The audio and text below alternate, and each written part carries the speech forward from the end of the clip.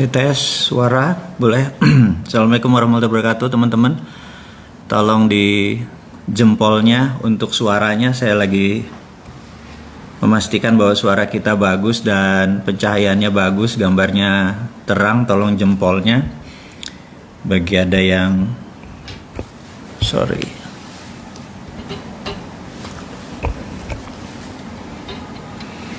Oke, kita sebentar lagi akan on air.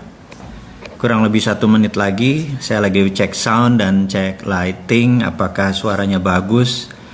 Dan teman-teman dimanapun Anda berada, tolong dikabari dimanakah Anda sekarang, apakah di rumah ataukah di Indonesia bagian timur, Indonesia bagian barat.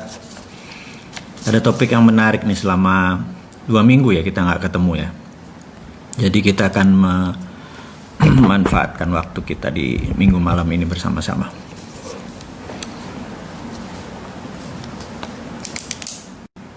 Oke, saya akan mencatat beberapa informasi yang akan saya share. Sebelumnya saya minta teman-teman memastikan suara saya bagus atau gambar saya kurang terang dan lain sebagainya. Saya akan set dulu untuk sound, terutama pencahayaan. Kalau bagus kita akan mulai sebentar lagi.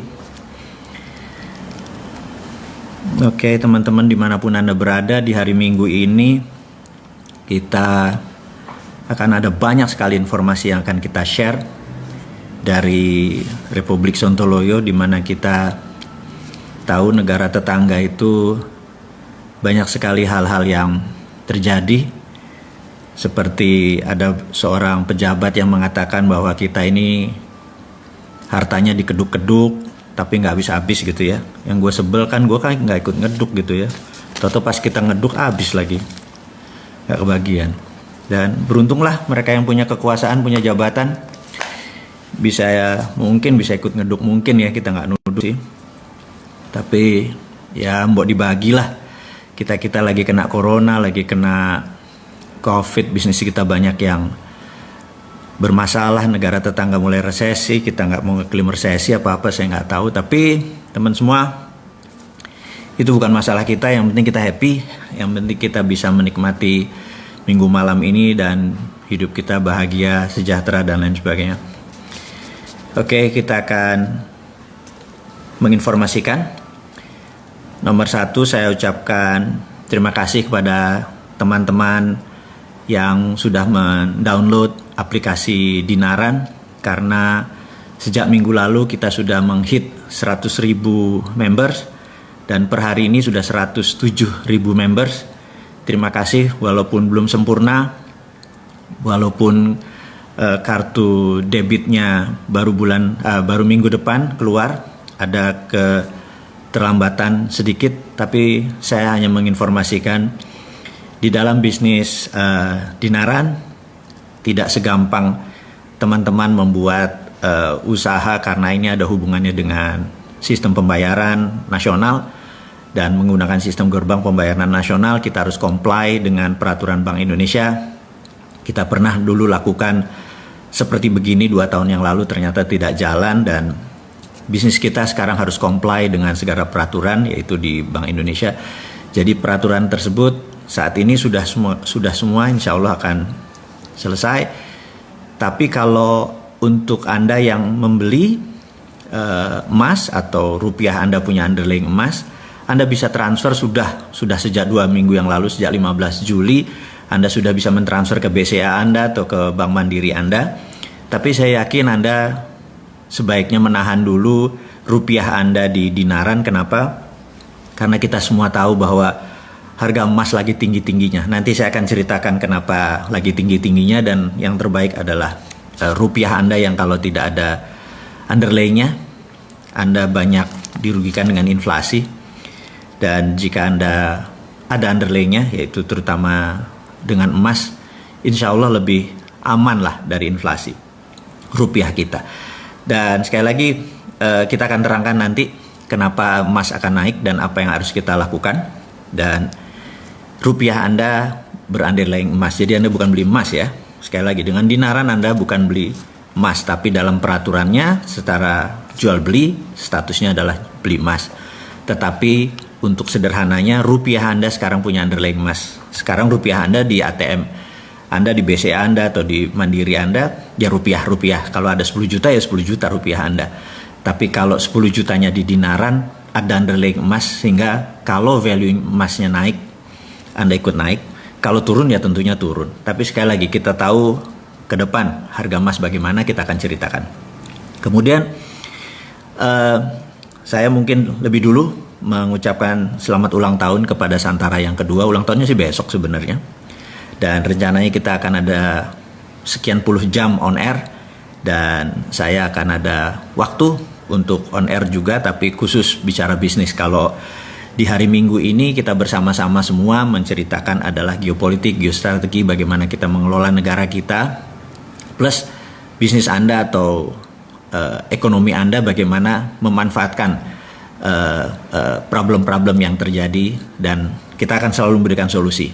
Jadi kita mengkritik iya, kita mengingatkan iya, tapi yang pasti kita memberikan solusi, gitu ya. Kemudian ada lagi teman-teman, saya harus menceritakan dulu, ini kita belum masuk ke topiknya, di mana Road to Billionaire saat ini banyak sekali hoaxnya, banyak sekali tipuannya, di mana di marketplace dijual dengan sangat murah, 500 ribuan, tetapi kita tahu itu tidak ada subliminal programnya, karena kalau ini direkam lagi nggak akan jalan dengan baik.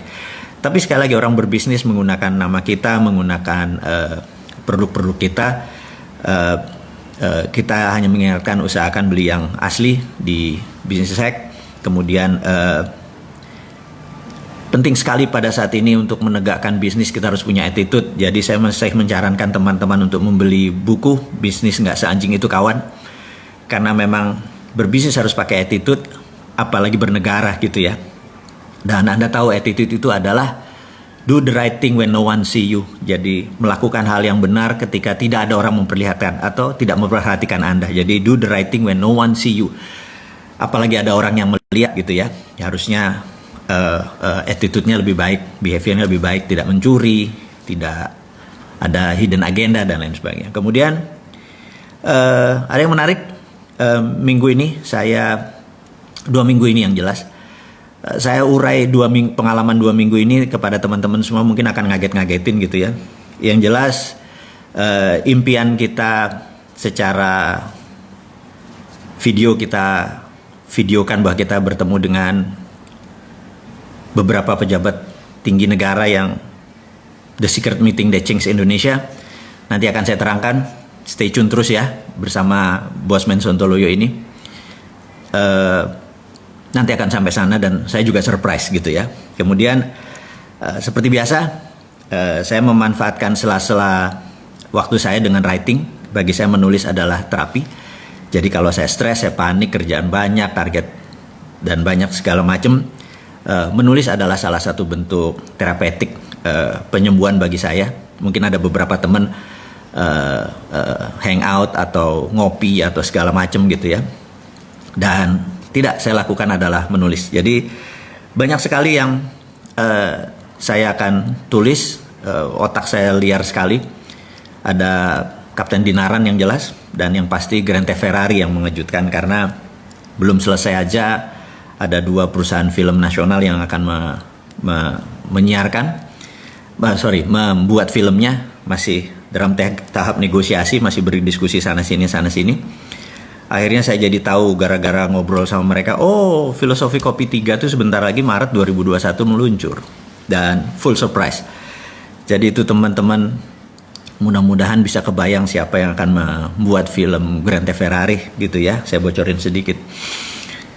Kemudian topik itu semua informasi sudah diinfokan, apalagi ya. Terakhir saya lupa mengingatkan bahwa teman-teman Business Hack dan ruang bisnis saat ini sedang menggodok sebuah paket yang menarik, yaitu Bosman Expo. Anda siap-siap akan terkejut dengan apa yang mau diekspokan oleh produk-produk di Bosman ini. Mungkin lebih dari 30 produk kali ya. Dan Expo ini akan membuat sesuatu yang baru, di mana kalau ini berhasil kita akan copy setiap 2 bulan, kita akan lakukan untuk produk-produk Anda.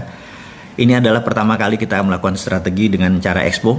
Jadi kita mengikuti acara Harbolnas, hari belanja online nasional gitu ya, atau 111 single days, di mana kita akan lakukan setiap 2 bulan. Anda dengan teman-teman, produk-produk Anda kita akan blast dalam 3 hari 3 malam, dan kita harapkan adalah omsetnya 1 bulan atau omset 2 bulan jatuh ke 3 hari itu dengan memberikan diskon, bonus, hadiah dan lain sebagainya. Kita akan coba dulu dengan Bosman Expo. Kita selalu menggunakan trial error gitu ya, dan ini berharap bisnis kita nanti untuk membantu teman-teman UKM yang pada saat ini mungkin ada masalah kendala dengan pengiklanan, masalah kendala dengan produksi dan lain sebagainya, terutama masalah penjualan, dan kita akan bantu dengan strategi kita akan lakukan dengan Bosman Expo dulu, kemudian kita akan melakukan expo yang lain, dan kita sudah tahu itu mengenai digital dan online gitu ya. Jadi kalau dulu kita mengadakan event expo adalah menggunakan gedung yang gede, sewa dan lain sebagainya yang mahal, kemudian pakai iklan yang besar di media-media mainstream, kemudian orang datang berjuta-juta, kemudian produk Anda kita akan melakukan itu dengan online, jadi menghemat segalanya dengan harga bisa murah, bisa kompetitif, sehingga Anda bisa mendapatkan win-win benefit. Kemudian sekali lagi produk Anda akan kita lakukan juga hal yang sama. Baik teman-teman, kita akan mulai acara kita temanya adalah The Time is Now, judulnya ya. Oke, assalamualaikum warahmatullahi wabarakatuh. Dimanapun Anda berada, kita akan mulai acara kita, judulnya The Time is Now. Waktunya itu sekarang. Saya tidak pernah melihat waktu sebaik hari ini, sebaik momen ini, dan itulah yang membuat saya gregetan kepada pemerintah yang saat ini, sehingga kalau Anda sahabat semua dengar video kita atau menonton atau lihat kutipan tulisan dan sebagainya, saya tuh kayaknya orang gregetan sama sekali. Itu tidak lain tidak bukan karena momen ini tidak akan kembali seketika atau tidak akan kembali lagi. Dalam bisnis ada 4 hal yang paling penting. Nomor 1 adalah masalah funding, kira-kira 10%, masalah bisnis model 18%, kemudian masalah SDM, Anda harus punya SDM yang bagus, manajemen yang bagus, motivasional itu sekitar 28%. Tapi sisanya adalah momentum. Tanpa momentum, tanpa timing yang tepat, bisnis Anda nggak jalan bagus, negara Anda pun tidak jalan bagus gitu ya. Kapan masuk pit stop kalau Anda di Formula One? Kapan Anda ganti fresh leg kalau Anda main bola ya? Waktunya 45 menit. Saya sangat mengidolakan seorang coach yang namanya Alex Ferguson. Dia di menit 60 sampai 70 adalah menit di mana dia mengganti fresh leg atau kaki yang segar yang baru, dan ketika dia masukkan 1 atau 2 orang itu game changing. Walaupun cuma 20 menit terakhir itu bisa merubah skor gitu ya. Nah, melakukan penggantian dengan timing yang tepat dengan orang yang tepat itu adalah seorang manajer yang luar biasa. Nah, di negara kita ini sudah waktunya udah 60 menit. Menurut saya masanya kita ganti fresh leg, ganti strategi. Kalau dulu formasinya 4-3-2-1 kayak Christmas tree, kayak pohon Natal, yaitu yang di depan namanya infrastruktur. Itulah pemerintah kita waktu itu. Jadi 4-3-2-1 yang di depan adalah infrastruktur. Tapi sekarang ada COVID, sekarang ada deglobalisasi, sekarang ada trade war yang semakin meruncing. Formasi 4-3-2-1 nggak akan jalan. Jadi saya cuma mengingatkan the best defense is good offense. Saya selalu mengingatkan pertahanan yang terbaik adalah menyerang. Jadi formasinya harus 4-2-4, 4-3-3, taruh 4 striker di depan, baru kita menjadi top scorer gitu ya. Dan saya nggak lihat saat ini kita melakukan formasi 4-2-4 atau formasi menyerang. Saya masih melihat kita malah full defense. Kita menguatkan sektor keuangan, kiper kita dibuat yang kuat, back kita dibuat yang kuat, penyerangnya nggak tahu siapa yang sekarang yang menyerang. Jadi skornya nggak mungkin pernah tinggi. Mungkin kita nggak kebobolan gitu ya, yaitu inflasi kita rendah, trading kita mungkin biasa-biasa aja, tapi kita nggak akan pernah jadi champion gitu ya. Nah, saya sangat mengharapkan Indonesia itu menjadi champion. Waktunya kapan? Waktunya itu sekarang. Ini yang akan kita mau urai. Jadi termasuk nanti menyambar harga emas ya. Jadi gini, kita tahu negara ini terjadi perang, kita tahu. Dan saya berkali-kali bilang, sekarang adalah the world in economic warfare, atau dalam ekonomi dunia saat ini dalam keadaan perang. Jadi strateginya pun harus dirubah. Bahkan Anda sebagai UKM, Anda sebagai pengusaha, Anda sebagai profesional, Anda harus rubah semuanya demi memenangkan perang, atau survival of the company, atau survival of the nation, atau survival of your family, gitu ya. Mulai dari sana. Nah, kita mulai dulu sekali lagi. Saya akan ulangi dengan how the world work, bagaimana cara dunia bekerja. Tanpa Anda memahami cara dunia bekerja, Anda tidak paham apa ini yang terjadi. Jadi kita tahu di tahun 45 ada namanya global theater, atau apa global theaters itu? Ya kayak tontonan global gitu ya. Kita tahu Amerika dari dulu berambisi menjadi number one country who rule the world, gitu ya. Ini harus saya ulang-ulang terus. Si ontohot, si kampret Amerika itu adalah negara yang dari dulu ingin menjadi negara yang control the world. Jadi mulainya dari 1900. Saya ulangi lagi ceritanya. Anda bosan-bosan, tetapi Anda akan paham maksud saya, sehingga tahu nanti apa yang harus dilakukan dengan bisnis kita. Bayangin, sesuatu yang besar nanti bawa ke bisnis kita. Bahwa waktu 1900 dunia dalam keadaan sangat genting waktu itu, semua negara hampir dalam kondisi perang. Inggris adalah negara yang disebut the sun always shine. Jadi saking besarnya wilayah jajahan dia, kolonialisasi, kolon tuh usus ya, dan menghasilkan shit gitu ya. Jadi kenapa disebut kolonialisasi, jadi ngerti kan? Oke, kita lanjut nanti. Jadi Inggris tuh besar, tapi semua di-challenge. Semua negara men-challenge dia. Belgia, Portugis, Spanyol, Perancis, dan lain sebagainya. Sehingga Inggris merasa perlu ally. Dan di 1904, delegasi Inggris datang ke Amerika untuk mengajak Amerika sebagai negara yang belum tidak dijajah dan tidak menjajah. Negara Amerika dikenal waktu itu dengan penghasil sumber energi. Jadi kita tahu John Paul Getty, Rockefeller adalah mereka-mereka yang menghasilkan dari crude oil dibuat menjadi kerosin atau minyak bakar. Dia tahu ini yang kontrol. Kemudian setelah Tesla menciptakan listrik, kemudian siapa lagi yang listrik diciptakan, mereka memerlukan gasolin untuk juga bahan bakar Ford untuk mobil dan lain sebagainya. Terus diubahlah dari kerosin menjadi gasolin atau bahan bakar minyak untuk kendaraan dan lampu dan lain sebagainya, untuk genset dan lain sebagainya. Amerika so powerful, bahkan ketika diajak delegasi Inggris untuk mengajak Amerika menjadi junior ally, dibawalah Amerika ke Eropa.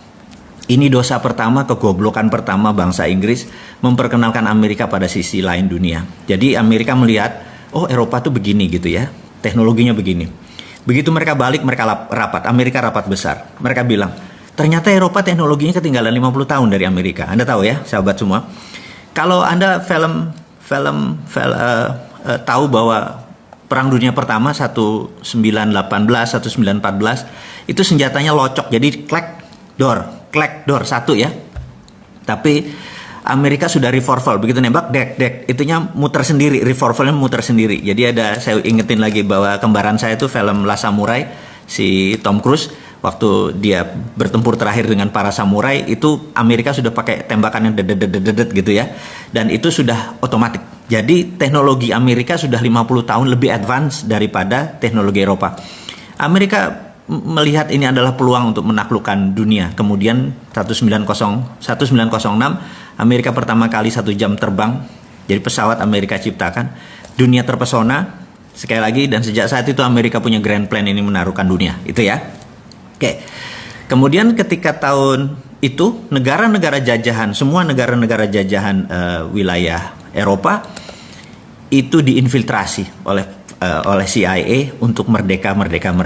Karena itu gerakan dunia hampir sama, mulai dari Afrika Selatan, India, Indonesia, Thailand nggak pernah dijajah, Malaysia, semua negara bergerak hampir sama di tahun 40-an, 45 puncaknya. Dan apa yang dilakukan oleh Amerika adalah strateginya yang namanya dekolonialisasi. Dekolonialisasi adalah Amerika ingin Eropa tidak kaya lagi dengan seluruh negara jajahannya dilepas, gitu ya. Karena itu Amerika mensupport kemerdekaan Indonesia, mensupport kemerdekaan banyak negara, mensupport. Sekali lagi ini bajingannya dia. Jadi jangan menganggap itu pahlawan ya. Dan itulah disebut global theater. Tanpa global theater ini Pak Karno ngambil momen gitu ya. Dia tahu Pak Karno saya bisa berulang-ulang menyatakan dari sisi lain seorang yang luar biasa. Dia ngelihat global theater ini dia manfaatkan untuk memerdekakan Indonesia. Nah, akhirnya semua negara merdeka. Gandhi di India, kemudian Zulfikar Ali Bhutto, kemudian di Amerika Latin dan lain sebagainya. Anda yang lebih pintar dari saya untuk pelajaran sejarah. Yang saya mau mengingatkan sekarang kita mirror, kita cermin tadi kita bawa. Nah, ketika China dengan strateginya pertama ingin menaklukkan dunia, karena penting China menaklukkan dunia, China melakukannya berbeda. Kalau Amerika dengan military approach atau pendekatan militer, China melakukan pendekatan dengan economic approach. Jadi dua-duanya melakukan kolonialisasi. Hanya China menggunakan kolonisasi 5.0 yang disebut economic approach. Amerika menggunakan military approach. Economic approach ini luar biasa karena tidak terasa. Bahkan kekomunisannya Cina pun tidak terasa, gitu ya. Kefasisan gerakan bernegara berideologi tidak bertuhan itu pun tidak terasa. Bahkan kita sekarang yang nganggap Hitlernya itu Trump gitu ya, bukannya yang tidak bertuhan gitu, yang fasis itu ya Trump gitu, bukannya ini. Saya bukan pembela Trump ya, hanya diingetin aja bahwa betapa dahsyatnya propaganda itu bisa merubah mindset kita semua. Nah, tujuan kita sekali lagi bukan untuk menjelek-jelekkan putusan pemerintah, bukan, sekali lagi sabar ya, sabar. Ini tujuannya adalah kita supaya ekonomi kita Anda berdaulat, kita berdaulat, saya berdaulat gitu. Nah, balik lagi ke cerita kita 5.0 itu begini caranya. Mereka menggunakan strategi namanya closed loop. Closed loop itu begini. Kita kasih contoh Bali ya. Jadi kalau ada turis datang ke Bali, turis Cina nih terutama, apa yang dilakukan oleh kolonialisasi 5.0? Jadi dia beli hotel, kemudian dia beli restoran, kemudian dia beli kafe, kemudian dia beli tempat oleh-oleh, kemudian dia punya tour and travel. Begitu kapal dari China datang, dijemput oleh tour travel dia, bawa ke hotel dia, makan di restoran dia, terus nonton tari kecak, terus lihat ini segala macam 1-2, kemudian balik lagi. Itu adalah kolonialisasi 5.0 gitu ya. Dan mereka bayarnya pakai apa? Pakai Alipay. Pakai mereka digitalnya dia. Jadi nggak ada, kita megang uangnya pun tidak gitu ya. Nanti semuanya interbank di dalam bank. Balik, itulah 5.0. Anda udah tahu, saya ulangi ini berkali-kali, tapi ini demi pemahaman saya harus ulangi berkali-kali. Kemudian apa yang dilakukan oleh misalnya di Sulawesi Selatan ada perusahaan tambang, itu juga sama, mesinnya dari Cina, produknya dari Cina, teknologinya dari Cina, uangnya dari Cina, TKA-nya dari Cina, bayar pun pakai yuan gitu ya. Jadi yuan mendadak menjadi cadangan devisa. Saya bilang kok bisa ya segitu naifnya kita menerima cadangan devisanya kita pakai yuan gitu ya. Dan saya sih nggak setuju, tapi monggo ya Pak, kalau pemerintah ngambil itu sebagai sebuah kebenaran versi dia, mereka bertanggung jawab. Kita cuman sisi lain, the other flip of coin, sisi lain dari koin kita lihat kan, bos ini bos gitu ya. Nah, itu adalah close loop. Tujuan mereka adalah mereka itu lahannya terbatas, produksinya terbatas. Berapa ton mereka sehari perlu telur, berapa ton mereka sehari perlu pangan, berapa ton mereka perlu sumber daya alam mereka untuk membuat pabrik-pabrik mereka berjalan. Mereka memerlukan kuasi teritori atau perluasan teritori gitu ya, kuasi teritori. Dan kita tahu bahwa kalau how the world work adalah cara dunia bekerja adalah Eropa adalah negara produsen, Amerika adalah negara produsen, kemudian sumber bahan bakunya dari Afrika untuk Eropa, sumber bahan baku Amerika Latin untuk Amerika Utara, dan Asia kebanyakan adalah market. Jadi begitu China jadi produsen, maka China harus punya sumber bahan baku. Jadi Asia Tenggara adalah targetnya China. Jadi yang tadinya, dan ingat, beda market. Kalau negara itu dijadikan market, negara tersebut nggak boleh miskin, nggak boleh kaya. Jadi di trap antara 3.500 sampai 5.000. Tapi kalau negara bahan baku itu harus miskin. Seperti Afrika harus miskin, Amerika Latin harus miskin, penuh dengan hutang. Amerika Latin penuh dengan hutang. Dan jadi mengapa kita di trap? Karena kita negara penghasil untuk negara produsen. Kita nggak boleh jadi negara produsen. Ini kurang ajar. Ini namanya 5.0. Nanti saya ceritain bagaimana kurang ajarnya on to hot Amerika gitu ya. sabar. Jadi balik lagi kita ke penyeimbang sekarang, penyeimbang. Apa yang Amerika lakukan? Amerika sama bangsatnya gitu. Jadi bayangin dia saat ini negaranya sejak tahun 71 memprinting dolar tanpa underlying emas gitu ya. Nah, yang terjadi adalah nilainya. Jadi apa underlyingnya? Underlyingnya adalah hutang. Nanti teman-teman saya kasih berapa hutang dunia yang menjadi underlying IMF to print money-nya dolar. Kurang ajar nggak? Saya ulangi lagi ya. Saya akan kasih kepada teman-teman link yang setiap detik itu akan nambah karena beban bunga dan besarnya pinjaman uang negara-negara asing untuk jadi underlying-nya IMF untuk dolar printing money. Jadi dolar printing money-nya pakai dolar. Jadi gini, misalnya negara Papua Nugini, ini kita lepas pakai ini ya strateginya obor. Papua Nugini pinjam uang dari IMF katakanlah 4 billion dolar gitu ya. Di pembukuannya di sini adalah hutang, di sini adalah pemberi utang IMF. IMF minta Amerika print, cetak kasih ke sini. Berdasarkan apa Fed ngeprint? Berdasarkan hutangnya Papua Nugini. Begitu Papua Nugini membayar balik, itu menjadi asetnya IMF. Kita tahu kan 26% pemilik IMF adalah Amerika dan untuk voting right-nya perlu 75%. Saya ulangi lagi. IMF itu untuk mengambilkan resolusi perlu 75% suara. Sementara suaranya Amerika 26%, alias kalau Amerika tidak pernah setuju, suaranya paling pol 74%. Kesimpulan, nggak pernah ada resolusi. Jadi IMF punya Amerika, ya. Itu kurang ajar satu. Harus diterangin terus. Supaya jangan bangga sama asing, jangan bangga sama aseng. Itu tujuannya. Bangga itu sama putra bangsa kita sendiri. Dengan ide kita sendiri. Dengan teknologi kita sendiri. Mau boleh kampungan, mau nggak efektif, tapi hasil produksi bangsa ini. Kalau itu disupport, kita menjadi negara besar. Jangan bilang, bangsa Indonesia nggak efisien mesinnya. Attitude orang Indonesia males. Ya lu yang buat males. Lu hakimi kita dengan kayak gitu ya. Sebagai bapak bangsa, Anda harus menjadi seorang bapak gitu ya.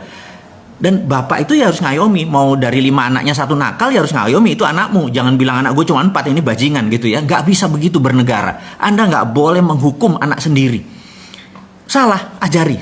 Salah, beneri gitu ya. Mereka kurang ajar, mereka durhaka. Biarin anak durhaka, tapi Anda adalah seorang ayah, Anda seorang ibu. Sebagai pemimpin, ayomi mereka. Nanti kita akan sampai sana.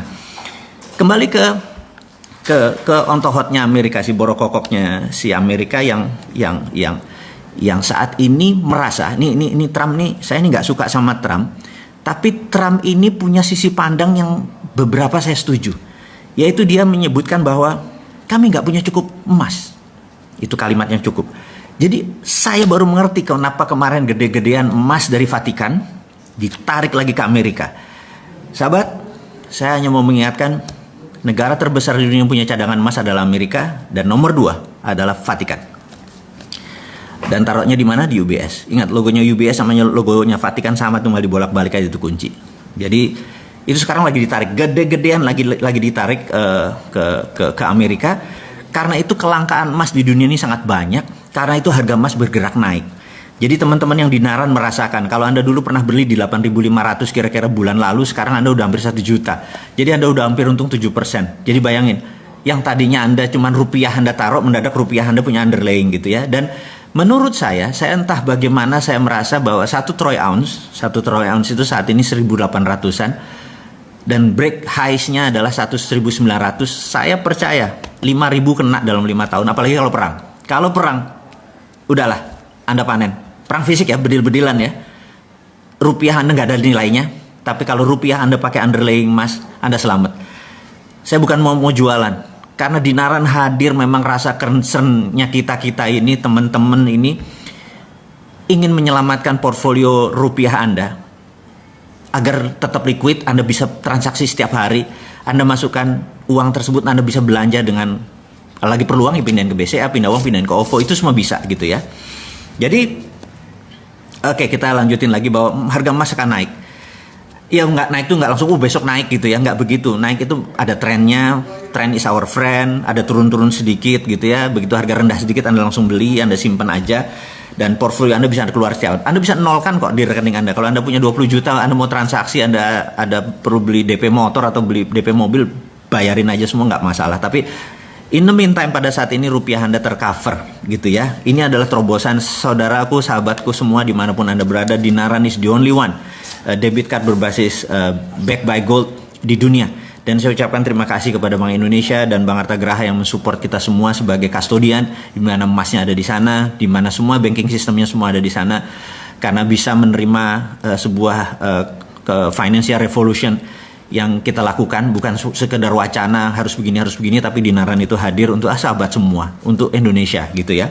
Oke, karena apa? Karena harga emas akan naik, apalagi kalau dibalikin lagi Amerika akan memutuskan bahwa percetakan dolar akan menggunakan underlying emas, dan itu mungkin dilakukan.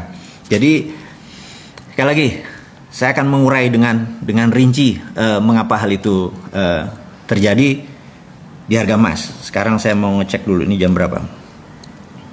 Oke, sahabat semua, kita akan masuk ke global theater tadi. Jadi saat ini ada 70 negara terikat dengan obor, one belt, one road. Semua di belt diikat dengan satu, roadnya ke Beijing semua. Jadi cara dia memprinting yuan adalah berbasis project di negara orang. Saya ulangi lagi ya, IMF memprinting money dolarnya menggunakan project di negara lain, dan itu sekarang ditiru oleh obor one belt one road-nya dia. Jadi negara-negara 70 negara, ada Pakistan, ada Sri Lanka, Papua Nugini, mungkin 60% portfolionya diambil oleh obor tadi. Jadi dia ngeprint yuan berbasis project di negara lain gitu ya. Nah, apa yang Amerika lakukan adalah Amerika mau melakukan deoborisasi. Jadi dia mau cara membuat miskinnya proyek obor itu adalah deoborisasi. Jadi kalau Trump menang, menurut saya Cina lewat gitu. Tapi Trump ini compang-camping sekarang karena globalis cabal, si kaum Bilderberg sangat benci sama Amerika. Karena globalis cabal itu sudah kawin sama Partai Komunis Cina, sehingga seluruh proyek globalis semua ada di Cina. Jadi sekali lagi, ini menarik nih. Cina pasang badan sebagai underlying, sebagai pondasi dari seluruh globalis cabal. Cina bermain karena globalis senang sama negara otoriter. Gitu, dia nggak senang sama negara demokrasi. Otoriter kan one man, suara pemimpin langsung diikuti suara rakyat nggak mau disikat rakyatnya gitu ya. Dan itu anti demokrasi gitu. Nah, globalis cabal ini anti kemanusiaan, mereka mendukung aborsi, mereka mendukung LGBT gitu ya. Sementara itu bukan portfolionya Bosman. Portfolionya Bosman adalah kita mendukung life, kita anti aborsi, orang aborsi kita nggak boleh, kita nggak mendukung LGBT dan lain sebagainya. Dan ini mau clear, saya mau katakan. Jadi sekali lagi, Indonesia harusnya bagaimana gitu ya. Saran saya, Indonesia adalah tidak ke Amerika, tidak ke Cina, tapi bukan netral. Sekali lagi, ini harus diingat nih. Netral itu artinya nggak ada posisi. Nah, kita harus ambil posisi. Jadi saya berharap Indonesia ke depan memanfaatkan konflik kisruh ini. Saya udah pernah cerita tentang choke point. Sekarang kita nggak bicara itu. Kita ada lagi untuk menyelesaikan masalah itu adalah, nah ini.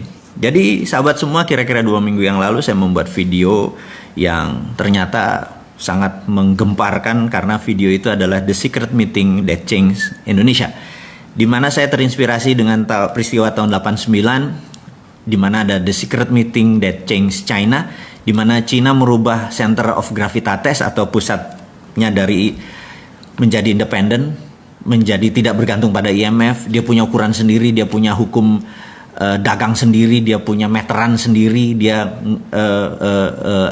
yang dia lakukan dan membuat China sebesar sekarang. Dan itu sebenarnya saya sangat terinspirasi dengan China, bahwa Indonesia waktunya sekarang. Kenapa waktunya sekarang? Saya mau terangin. Nomor 1, 2 negara lagi perang, dan ini adalah perang benar-benar pasti terjadi.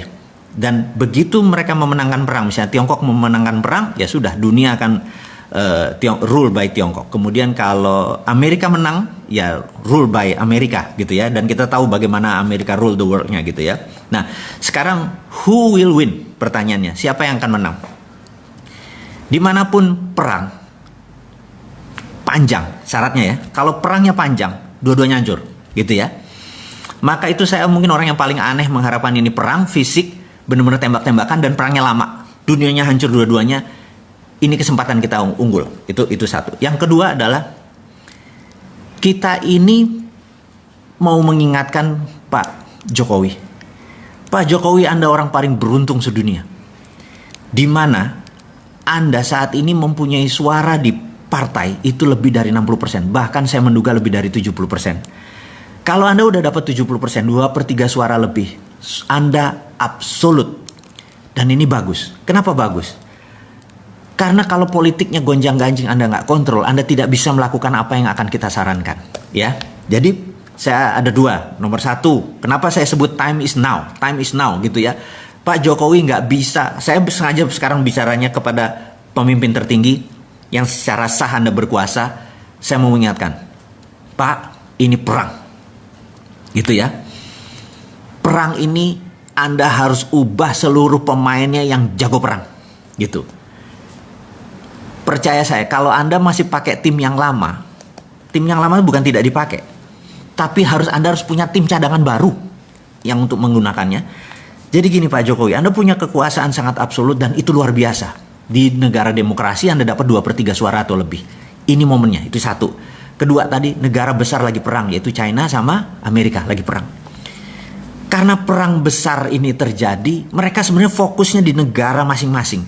Mereka nggak fokus sama Indonesia. Ditambah lagi. China sekarang ada hujan yang hampir 30 hari. Begitu salah satu dam besar jebol, China dipukul dari dalam. Dan Amerika ada COVID di dalam negerinya. Gitu ya. Jadi dalam negeri masing-masing bermasalah nih. Gitu. Kemudian luar negerinya mereka perang. Mereka nggak mungkin mikir tentang Indonesia. Percaya saya. Mau itu mindahin pabrik ke Indonesia apa segala macam, itu nggak gitu-gitu amat. Swasta doang, itu bukan negara gitu ya. Kemudian Anda punya kekuasaan yang bisa Anda drive ke kiri semua, ke kanan semua gitu ya. Kemudian ada hal yang menarik Pak Presiden yang terhormat. Anda menerbitkan surat bahwa saat ini negara dalam keadaan darurat COVID gitu ya. Dengan undang-undang, dengan perpu, saya lupa perpu atau perpres ini ya, bencana nasional ini, Anda bisa lead negara ini menjadi sangat ngebut, di mana dunia yang lainnya akan lumrah. Iya dah, nggak apa-apa deh gitu ya. Dan terakhir yang nomor 4 Pak Jokowi, saat ini semua negara melakukan yang namanya deglobalisasi. Deglobalisasi artinya dulu kan ada namanya global supply chain. Jadi ini nyuplai ke sini, rumit sekali global supply chain. Sekarang banyak negara yang lagi diblok, lagi nutup, lagi mau perang dan lain sebagainya. Jadi deglobalisasi adalah every country for their own. Jadi Indonesia untuk Indonesia, Singapura untuk Singapura dan lain sebagainya. Jadi Indonesia sangat diuntungkan karena Indonesia bisa makan dengan bangsanya sendiri. Kalau yang Singapura begitu deglobalisasi langsung shrinking 40%. Bapak tahu bahwa dia mendadak langsung turun ekonominya 12% dan shrinkingnya itu 40%. Jadi mengecil mendadak volumenya. Korea Selatan sudah mengecil gitu karena nggak ada bahan baku. Indonesia nggak ada masalah, Indonesia nggak akan mengecil. Dan sekali lagi yang kita mau ingatkan, dengan 4 hal itu, maka yang kita harus lakukan adalah melakukan apa yang China lakukan. Kita tiru, jangan ngikuti maunya China, tapi tiru langkah China. China 30 tahun yang lalu, saya udah berkali-kali bilang, dia menerbitkan renminbi dengan yuan berbeda. Renminbi berdasarkan project, gitu ya. Nah, apa yang harus kita lakukan sekarang? Dia tidak lagi menciptakan printing money fisik, karena itu zaman dulu. Sekarang sudah ada blockchain. Blockchain ini kita bisa printing yang namanya e-renminbi. Ini kalau kita Cina. Dia sudah melakukan e-renminbi. Mulai Mei dia melakukan e-renminbi dan puncaknya 2021 dia akan melakukan e-renminbi. Dia menggunakan digital currency berbasis blockchain. Nah, apa yang kita lakukan? Kita juga sama. Gunakan e-rupiah untuk membangun ekonomi Indonesia seperti halnya e-renminbi. Sama persis copy paste dan Anda nggak usah ragu-ragu Pak. FGD mikir dulu INA itu. Pak, saat ini kalau menggunakan cara pemikiran bos-bos kita, pejabat-pejabat kita yang masih dengan cara Keynesian, masih dengan cara ini nanti inflasi segala macam, di digital blockchain nggak bisa korupsi. Orang datanya kita tahu kan, trusted open ledger gitu ya. Jadi cara bantunya kemana? Ke UKM industri nomor 1, UKM yang trading nomor 2, tapi trading lokal, jangan ada import dan ekspor. Jadi UKM kalau mereka misalnya perlu duit 1 miliar gitu ya. Mereka punya jaminan, katakanlah project aset mereka bisa kita valuasi kok. Aset mereka 500 juta gitu ya. Kasih 300% Pak, bukan kayak kredit bank sekarang punya 1 miliar keluarin cuma 70%. Punya 1 miliar keluarin 3 kali lipat. Sorry, ini kebanyakan Cina otak gua. Rupiah tadi adalah Anda cuma digital, nggak perlu ngeprint, nggak usah ngabisin kertas, langsung pindah. Dan infrastrukturnya udah ada OVO, sudah ada GoPay, sudah ada Dinaran. Anda udah ada pakai Dinaran, tinggal distribusi aja, tinggal mau 3 miliar tadi untuk sektor produksi. Pokoknya 5 tahun mereka nyicil setiap bulan berapa, balik. Saya yakin Pak, kalau Bapak lakukan itu, ekonomi Indonesia, terutama industri Indonesia akan the best in the world. Pada saat mereka perang ini Pak, kita nyolong di tikungan. Jadi 2024 kita bisa number 1 country, bukan number 4 atau PricewaterhouseCoopers pernah bilang kita akan Big Five. Enggak Pak. Amerika kalau perlu kasih saya untuk operasi intelijen Pak, saya bikin Amerika sama Cina malah perang Pak. Kasih gue 1 pesawat kapal induk, kapal perang, saya tembak 1 nuklir kami ke Cina, nanti Cina bilang tuh Amerika tuh ya udah biar tembak-tembakan, udah kita yang masuk duluan. Kalau perlu gue jadi bajingannya Pak. Jadiin gue persona non grata Pak, orang yang tidak disukai dunia Pak. Kasih saya untuk izin untuk operasi intelijen, saya masuk, saya tembak itu 1 rudal ke Cina, terus nanti tembak-tembakan, mereka perang Pak. Mereka perang, kita manfaatin untuk membangun ekonomi. Saya dibenci dunia nggak apa-apa Pak, tapi dicintai tanah air nggak apa-apa Pak. Jadi agak gila sedikit lah Pak. Dan usul-usul ini mudah-mudahan membuat sisi lain bernegara, sehingga ekonomi kita maju bareng. Jadi dulu Pak, di tahun 45 ini saya ngomong sengaja kepada pemimpin dan pejabat negara lainnya. Bapak Ibu, mungkin ada yang Ibu. Di tahun 45 kita merdeka karena Kamen Soro. Menderita bersama, gitu ya. Sekarang ini ada yang seneng, ada yang susah. Jadi sekarang kita nggak kompak. Jadi cara untuk membuat bangsa kita ini kompak satu Pak. Cepet-cepet buat common happiness Pak. Cepet-cepet buat senang bareng. Jangan susah bareng Pak. Kita udah capek tahun 45 aja kita susahnya. Kalau sekarang ke depan kita harus buat common happiness. Kita mau senang bareng Pak. Cara senangnya bareng gimana? Pegang masing-masing duit untuk sektor produksi Pak. Begitu UKM sektor produksinya dibangun Pak, 97% angkatan kerja itu adalah di tangan UKM Pak. Gak usah mikirin perusahaan yang gede-gede tuh yang bilion-bilion dolar pakai ngutang asing lagi. UKM aja Pak dengan rupiah. Selesai masalahnya. Saya yakin Bapak dan pejabat semua yang saat ini menjabat nggak ribet kok otaknya. Nggak usah bawa seorang Sontoloyo ini ke istana atau ke menjabat Pak. Cukup konsepnya diterima, saya sudah happy Pak. Karena kalau bangsa kita happy ya kita happy. Dan selesai masalahnya, kita menjadi champion, menjadi pemenang. Jadi tanpa panjang-panjang sahabat, itu adalah cerita mengapa the moment is now, waktu sekarang. Bisa nggak tahun 2021? Nggak bisa. Bisa nggak nanti 2024? Nggak bisa. Waktunya tuh sekarang gitu ya, pondasinya ini dipasang. Kasih 6 bulan lah untuk buat rupiah itu. Bapak buat badan usaha, bukan badan usaha, mungkin badan otorita tentang keuangan. Sesederhana itu Bapak. Jadi saya pikir bicara dengan Pak Presiden, mungkin saya nggak pernah bisa waktu, Bapak terlalu sibuk. Karena kalaupun saya diundang ke Pak Presiden, saya nggak mau duduk di depan meeting room. Saya minta waktu dengan Bapak adalah jagongan Pak. Kita sarungan, saya ngeteh Pak, saya nggak ngopi ya, Bapak yang ngopi gitu ya. Jadi kita jagongan Pak. Ngomong santai Pak, nggak ngomong struktural, kita ngomong santai. Jadi kalau itu dilakukan saya mau Pak. Ketemu panjenengan, kita ngobrol, ngarol ngidul, terus sharing, dan saya sederhana Pak orangnya Pak. Saya nggak minta jabatan, saya minta Bapak yang melaksanakan karena Bapak megang mandat untuk menerbitkan rupiah. Rupiah itu solusi. Semua infrastrukturnya ada Pak. Dan saya tahu tim Bapak kuat gitu ya. Oke, kita udah cerita untuk Pak Presiden, sekarang kita untuk sahabat semua yang ada di rumah, bahwa sahabat semua, kita tahu bahwa Singapura sedang resesi dan Korea Selatan sedang resesi. Apakah kita resesi? Percaya saya, beda Indonesia. Indonesia itu saya nggak melihat, karena gini, saya punya beberapa sahabat, saya punya organisasi, usaha dan semacam. Kita udah review di selama corona, ternyata hampir turun penjualan itu kecil sekali. Dan kebanyakan yang turun karena di masa COVID. Boleh jujur, ini saya sesama pengusaha kita share bahwa ternyata di bulan-bulan sebelum corona di November Desember itu memang sudah bergerak turun. Jadi saya ngobrol sama teman-teman, saya bilang, lo banci kalau lo mengatakan gara-gara corona bisnis lo turun. Jujur deh, bahwa sebelum corona lo udah turun kan? Iya. Nah, itu sahabat semua, bahwa sebenarnya sebelum corona ada yang sudah mulai bergerak turun. Itulah yang kebanyakan yang kena. Tapi kalau yang sebelum corona biasa-biasa, setelah corona turun sedikit, habis itu naik lagi sekarang gitu ya. Nah, jadi ke depan jangan takut teman-teman, gaspol aja semua. Jadi apapun usaha Anda, gaspol, Anda produksi gaspol aja gitu ya. Nah, saya ingin menceritakan sedikit apa yang membuat saya exciting gitu ya.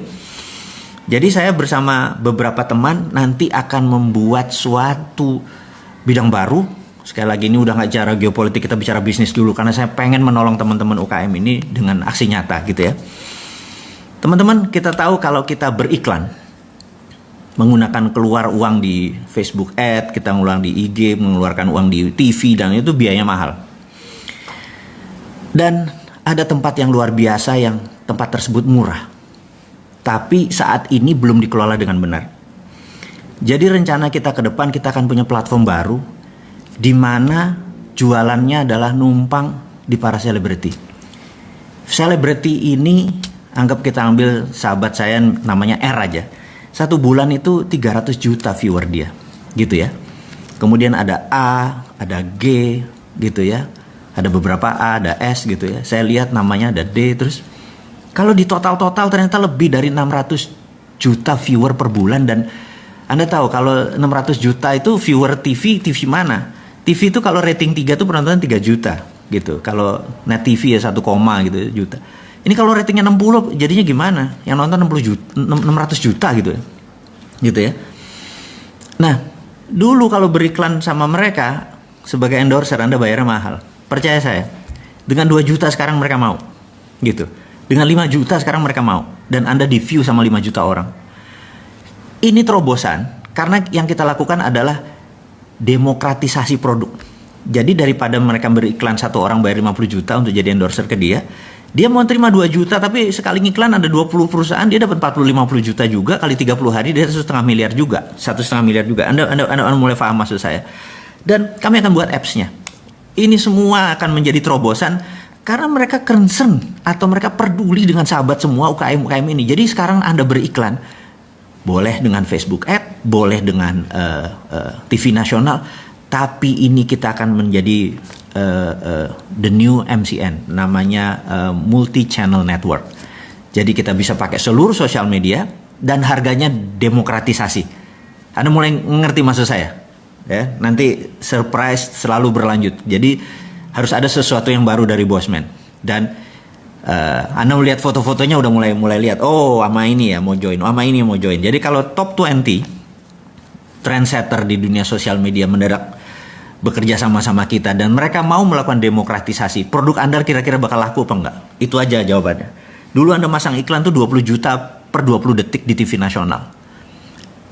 Penontonnya berapa? Anggap acara yang paling top, paling juga 5 juta gitu. Sekarang Anda dengan harga yang lebih murah, lebih mungkin cuman 30%-nya Anda bisa mengiklan. Anda mulai kebayang ya apa yang akan kita lakukan. Dan ini semua kami ciptakan adalah untuk teman-teman semua agar menjadi berdaulat. Jadi ini adalah new concept, new business model di mana market share-nya atau viewer-nya lebih besar dari TV nasional. Terobosan, dan kita terus menciptakan konten-konten. Sekali lagi kita nggak menciptakan konten, mereka yang punya konten dan mereka yang ciptain konten. Jadi talent sudah ada, konten sudah ada, tinggal Anda produknya mana gitu ya. Bapak, Ibu, sahabat semua, Anda mulai kebayang bahwa bisnis jadi simpel kalau sama Bosman, dan syaratnya adalah murah tapi demokratisasi, murah tapi banyak gitu ya.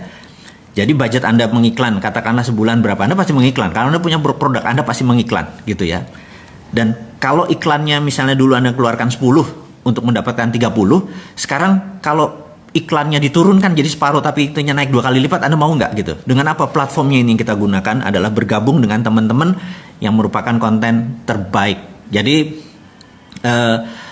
mudah-mudahan kebayang apa yang akan kita lakukan, dan itu semua nanti kita akan bicarakan pada saat Bosman Expo. Ini ada surprise buat Anda semua. Dan berikutnya yang akan kita bicarakan adalah saya akan menantang teman-teman untuk membuat TV channel baru atau YouTube channel baru. Dan kita akan saya akan minta konten-konten Anda, saya akan menantang konten Anda untuk mengisi. Saya cuma ngasih pengandaian gini. Kalau kita punya 50 channel nih, kalau kita bersama-sama, ini ada berapa orang nih sahabat kita sekarang? 12.000. Yuk kita buat channel bareng-bareng ya. Kalau kita punya 50 channel di YouTube, dan kita ngambil dari AdSense saja, ngambil dari iklannya aja. 50 channel, di mana satu hari viewernya 100.000 aja. Gitu ya. 100.000 bukan angka yang ajaib. Ada cara banyak untuk kita beramai-ramai untuk membuat 100.000 viewer per konten kita. Jadi kalau 50 acara atau konten ditonton 100.000 sehari, itu 5 juta per hari, dikalikan 30 hari, itu 150 juta. 150 juta viewer itu dari AdSense antara 2 sampai 3 miliar. Ada yang mau ikut? Banyak yang akan kita buat dan modalnya murah-murah. YouTube-nya pasti laku karena kita udah tahu algoritmanya, kita udah nemu ini, dan produk itu akan banyak sekali. Saya kasih contoh misalnya, saya akan buat kalau Anda mau join boleh, kartun horor gitu ya, serial lucu, horor, serem, tapi nggak berdarah-darah, kartun, musiknya bagus, ini bagus, murah biayanya gitu ya. Ini saya kasih contoh. Kemudian kartun Kapten Dinaran bentar lagi akan launching.